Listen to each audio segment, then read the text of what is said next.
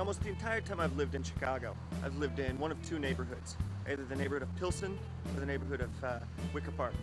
One of the key reasons for this is the fact that both of these two neighborhoods are completely covered with murals and graffiti. Both of these two art forms are particularly interesting to me, but they're not exactly the same thing. Today, we're going to be outside, because outside is where graffiti and murals are generally made.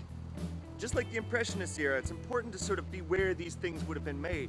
It's sort of as helpful for us to understand a little bit about the art forms themselves.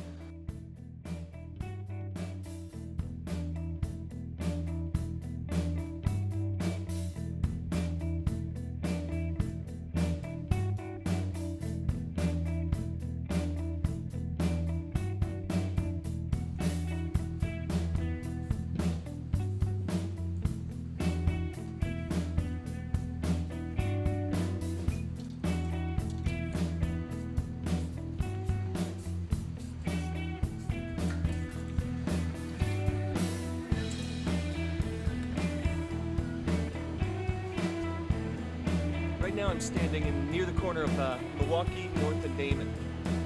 Wicker Park is the name of the neighborhood.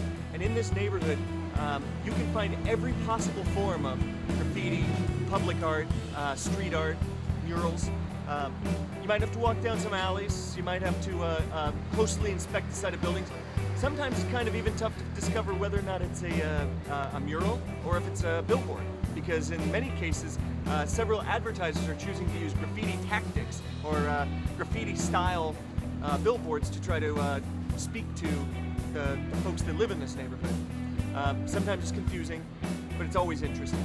If you want a good tour of public art, this is one of two spots in the city of Chicago that I highly recommend.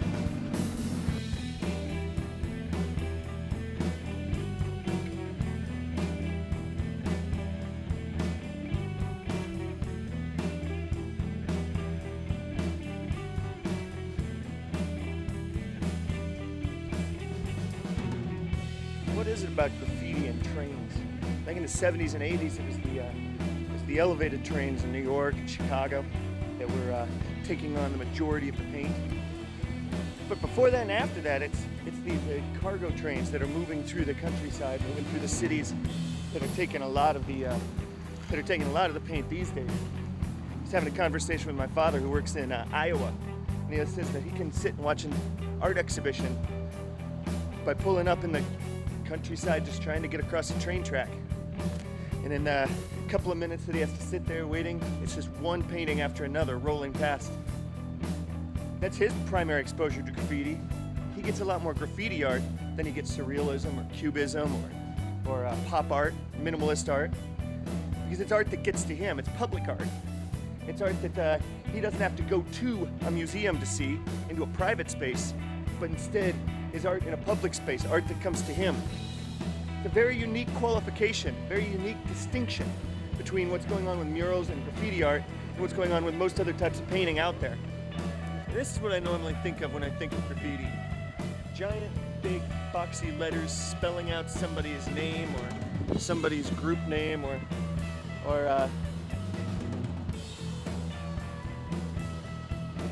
maybe just big. L. Big L. Go Big L. So when I walk around my neighborhood, I come across a lot of these great murals, these large-scale paintings that people are putting up. I also come across pretty beautiful lettering and writing that people are doing, turning text into visual art. I also see a lot of this. This is just straight-up vandalism. Quick spray paint scribble by somebody who's either trying to perfect their craft or just trying to get their name out there as somebody who does this. Not to say that this is a worse painting or a better painting than any other, just to say that that on a base level vandalism, not necessarily something that I encourage, but on the other hand, the value and the rationale behind the idea of graffiti is still something that we should continue to consider. Like, why would people risk their future by being arrested, or risk their reputation by going and vandalizing somebody's space? Well, sometimes partly it's because they perhaps don't have any other outlet, no other place to allow themselves to be seen or heard. and this is something that's pretty straightforward. Now it's pretty easy to tell that this particular person who owns this particular wall has had to deal with this particular style of painting quite a bit, and it's been painted and painted out several times. I'm not entirely sure what to think about this particular thing, but at the same time it is important to understand that when I'm talking about graffiti, this is definitely graffiti, but it's not the only type of graffiti I'd like to talk about. I guess one could argue whether or not this is art. Somebody else could argue whether or not this is a crime to write something on a public structure. But the letter of the law is pretty clear. This is a crime to write here, and according to the avant-garde artists, I guess we could say that this is art. It's clear that somebody's trying to describe this as art.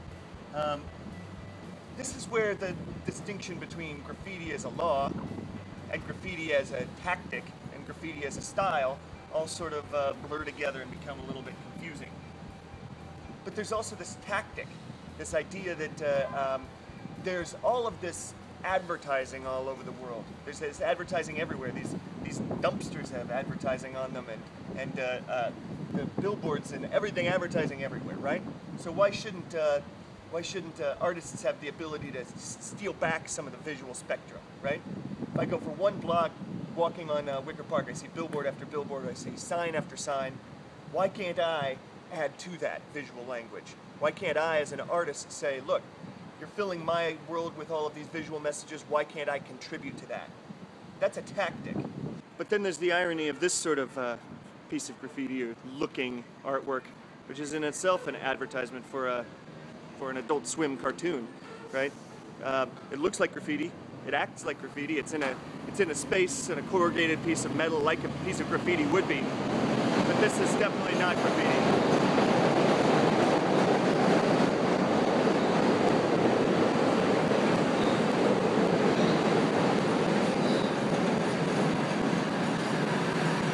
This is another common one. This sort of sticker approach. You sort of cover everything that you can with these stickers, and there's you're covering street signs, covering street poles, covering just about anything that you can. It's a fast, easy way to do graffiti. You don't have to sit there and paint something. You can just use a mass-produced image, like take the Andy Warhol approach. Mass-produced images, click it, stick it, throw it up there, and your message is up there. Although it's generally much smaller and a lot less easy to see. Separate from spray paint and stickers, which are all over everywhere, there's also a lot of this wheat paste graffiti. This is something that's usually done as a painting or a drawing, or in some cases a photocopy blow up, and then it's just adhered to the wall using wheat paste and glue put over the wall. Just pasted up, and then more glue put over top of it to try to make it stick. Sometimes this stuff will peel off and will slowly, eventually erode away. But what's behind this is a little bit of this brown. This brown is sort of graffiti buster brown.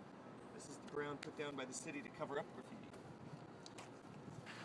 And I suppose if you can have spray can graffiti, if you can have wheat poster graffiti, if you can have sticker graffiti, why not have sculptural graffiti?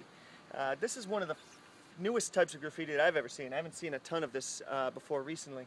I live in Wicker Park, and there's all of a sudden been a bunch of this, which to me indicates that there's a specific artist that's interested in pushing a specific new style. I've seen a whole bunch of different varieties of this, but it all seems to have a couple of things in common. One thing that I always notice, it always seems to have these square head screws, and there generally seems to be one screw holding each of these pieces up. That just, to me, allows me to understand that it's probably one person doing all of this as opposed to a whole bunch of different people trying it. Very different approach